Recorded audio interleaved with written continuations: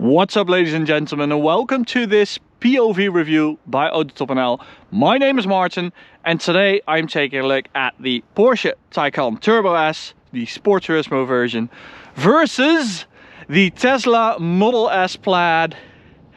And it's been a while since we did a comparison video because it's always quite difficult to really come to a conclusion. And that's why I have developed a rating system called PP, P-E-E-P-I. Price, exterior, experience, performance and interior. That quite about covers everything we are interested in at Autobahn. So let's have a look at the price of the two. This is 140k in the Netherlands and that is 197k. Wow, 197k for a car that is about the size of a 3 Series Touring. That's something special, but what you get with the two is also quite special. But we have to take into account that the Turbo S has carbon ceramic brakes as standard, and you can only get those as an optional extra with the Tesla. And they are 20k. Holy shit, man. 20k for a set of carbon ceramic brakes. Unbelievable. So this would have been 160k versus 197k. But the stock equipment with the Tesla is quite generous in contrast to the Porsche. That thing over there is 237k, which is unbelievable. So let's come to the first rating. Out of 10, the Tesla gets a 9 because it is a 1020 horsepower car for just 140k. That thing is 761 horsepower. So I'm going to give that a 5. And those scores are not just based on the power levels. No, it's based on everything. So the brand value, equipment value, the size of it, everything. So it's really like the feeling of value for money. The feeling of value for money with this is really high, and with that one it's quite low. So that's why this got a 9 and that got a 5. Let's carry on. The exterior. So I'm going to really take into account the coolness and just the beauty of both. So what are we looking at here? This is quite an old car that got a few facelifts and it's still quite old looking to me. So I don't really like the wheel design. The matte black finish is a bit 2006 for me. The red doesn't really shine. The overall design of the car just doesn't do anything to me. And it's just outdated, so that's why I'm going to give this a 5. Whereas this, the Porsche, I think, especially as a Sport Turismo, one of the best looking cars you can get nowadays. What a beauty, especially in this like Nardo grayish color. Don't know the exact name of it, but wow. Definitely a 9 for me, because it's also really cool. If you pull up at your favorite restaurant in this, yeah, you'll definitely look cool. And in this, not that much. So a 9 for the Porsche and a 5 for the Tesla. Now the interiors. Also going to rate those. Let's check out the Tesla. Really spacious interior, with a new screen setup with a horizontal screen instead of the old vertical screen. This is much better. The overall interior quality is a lot better than with the first Model S's, which were just horrible.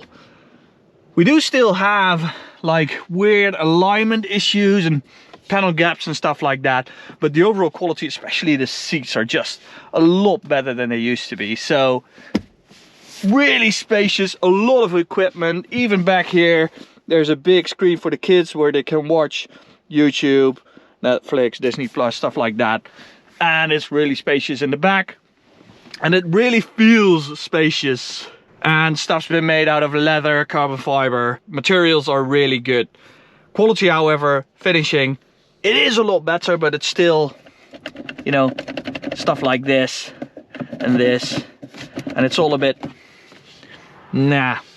So coming from a 10, I'm going to give it -1 for the finishing, panel gaps, alignment, this stuff like this, and another -1 for the yoke, because I just don't like this steering wheel. It's not practical, it's not nice to drive, it's not nice to hold, it's nothing.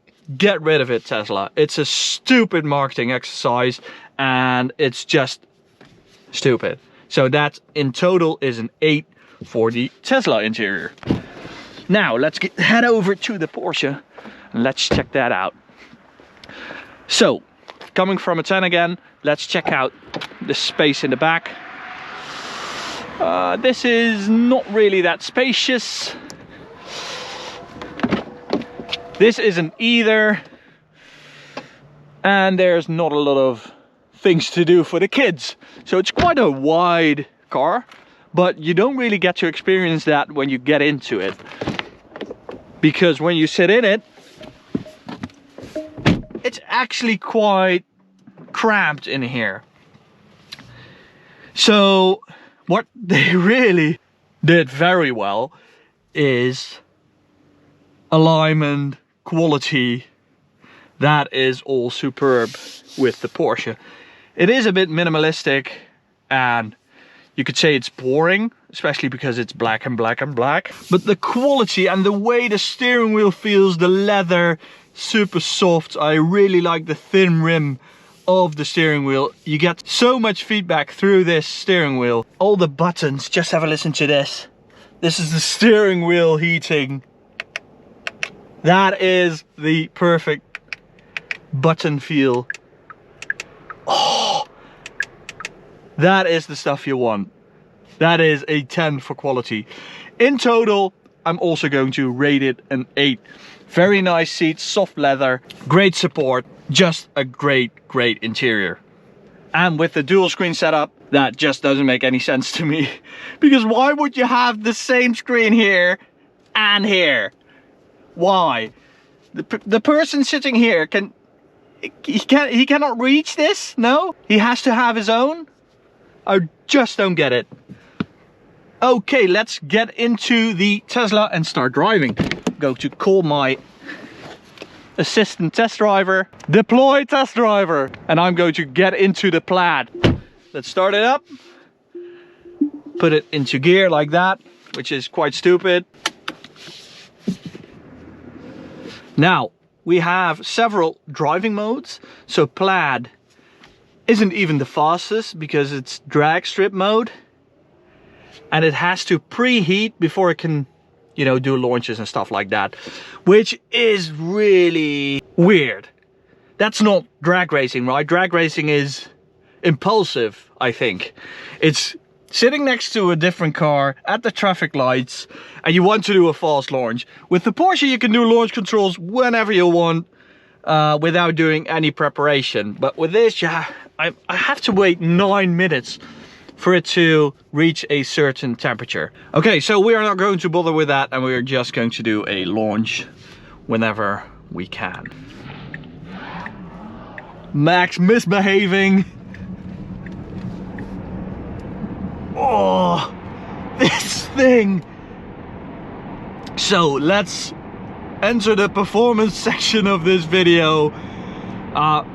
This thing will do 0 to 100 claimed by Tesla in 2.1 seconds, but that is with a 1-foot rollout. We got, in these circumstances and on Michelin Pilot Sport for our tires, 2.4 seconds. I mean, it's 3 degrees outside, the road surface probably is 0 degrees. Oh, and you get wheel spin or at average speed below 100 kph.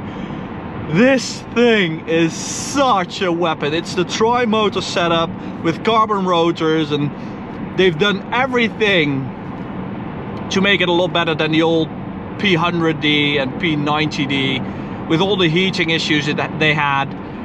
That's why we really didn't like those cars. But this Plaid, wow, this is Tesla performance next level. They really did an awesome job tackling those issues. And the stupid yoke is just, you know, why? You can now optionally get a round steering wheel. Going to enter cheetah mode, and once again you have to wait for the suspension to do certain cheetah stuff. Not really impulsive again. Take like 15 seconds. Okay, we're ready. Watch this.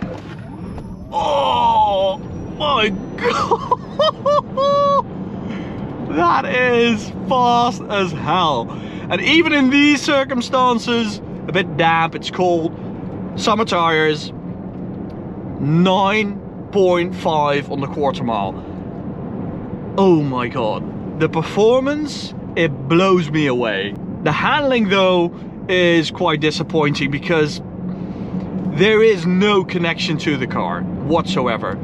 It doesn't hide its weight. It feels heavy. Brakes, bit disappointing because you have those steel ones. Now let's get into the Taycan to see how it's done.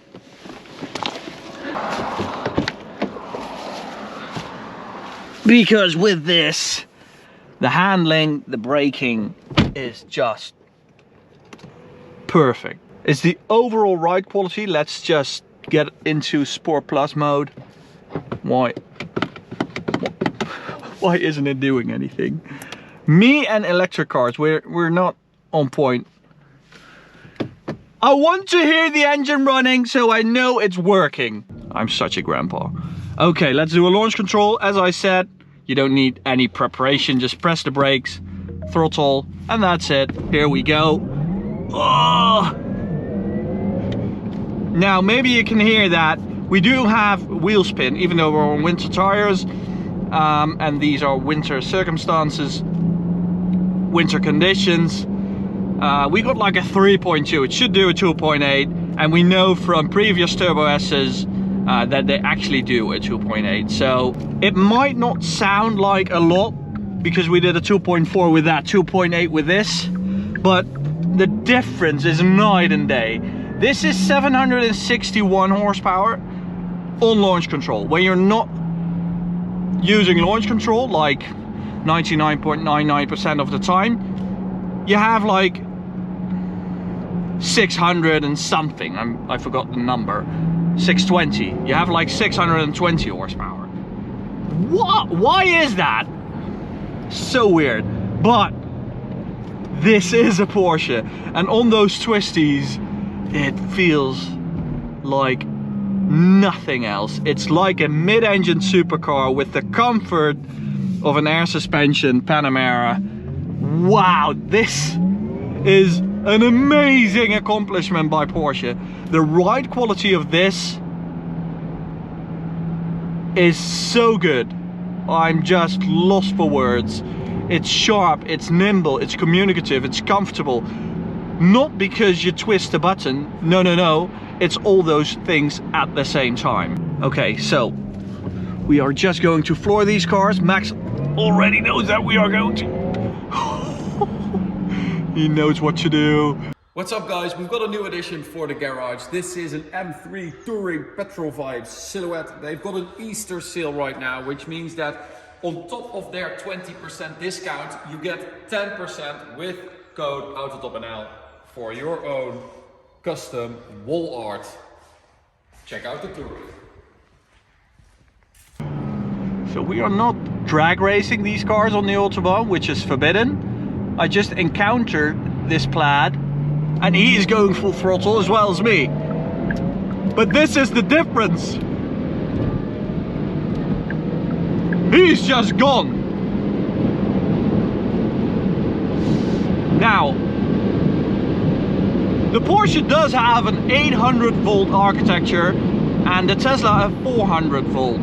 That does mean that the Porsche will do the performance claimed all of the time, despite the battery level and the temperature of the battery. With the Tesla, with the tri-motor setup and the carbon rotors and stuff like that, it is a lot better than before, but you do see it going down when you do multiple runs.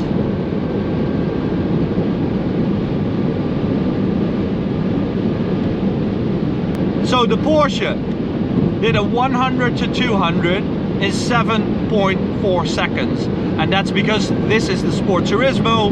If you get the sedan, it'll do a 7.2. Which is a bit disappointing when you compare it to the Tesla, but we'll get to that later. Now the top speed of this is 260, which again, for me, it's a bit disappointing. We have those massive carbon ceramics, so it is equipped to do 300 easily. It should have the power to do it, but I don't know why. There's probably some electrical issue to do that.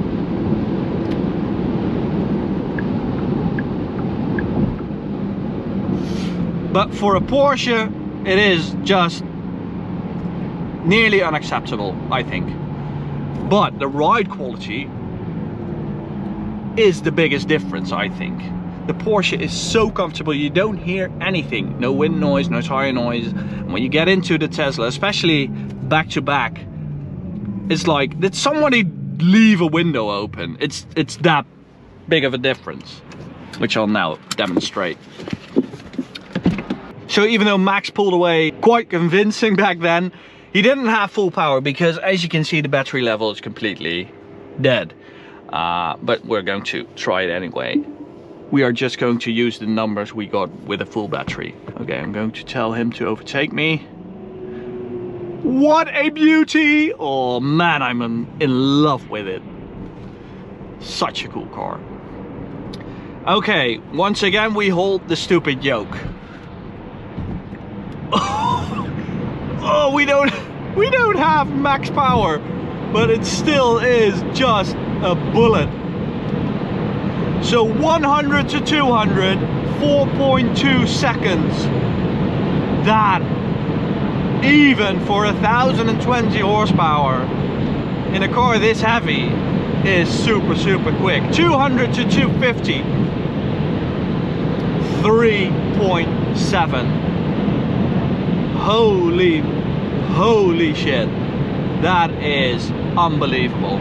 So performance, let's give it a rating. I'm going to give the Tesla a 10. Yes, a 10. But we don't have the carbon ceramics, which means we are not driving a 320 km/h car. No, it's only 260, something like that. So I'm going to give it a -1 for that, which makes it a 9. The Porsche, I am really disappointed with that, because the performance is just, that's a 7.4, this is a 4.2. That's nearly double the amount. For its power, you know, despite the fact that it's an electric car, it's just disappointing. I'm going to give it a 4. So that leaves us with experience. Driving experience, driving involvement, driving fun, quality experience, stuff like that. So with the Tesla, when you get in it, as I said, everything is louder. Wind noise, tire noise. There's just more little sounds, making it less comfortable than the Porsche. You don't get the involvement of the Porsche, you don't get the feedback of the Porsche, you don't get the driving fun of the Porsche. There isn't a single discipline, driving experience wise, that the Tesla beats the Porsche. It's just performance. It's a blunt weapon. It's a lot of power, it's a lot of value for money, it's a lot of equipment, but it's not refined. The Porsche, however, is the master of driving experience. So I'm going to give that a 9 for that, and a 6 for the Tesla. Because it's not bad, it's just a lot worse than the Porsche. And I know there are a lot more factors we could use, but this is Autobahn, and I think these are the factors that we really appreciate. Whether it's an electric car or not, it shouldn't be an issue. Now let's add up all these different ratings, and you'll see that the Porsche in total scored 35 points, and the Tesla, did it win? It did at 37 points, so congrats to Tesla, and it won because this performance at this price is just unbeatable. Thanks for watching, guys. See you at the next one.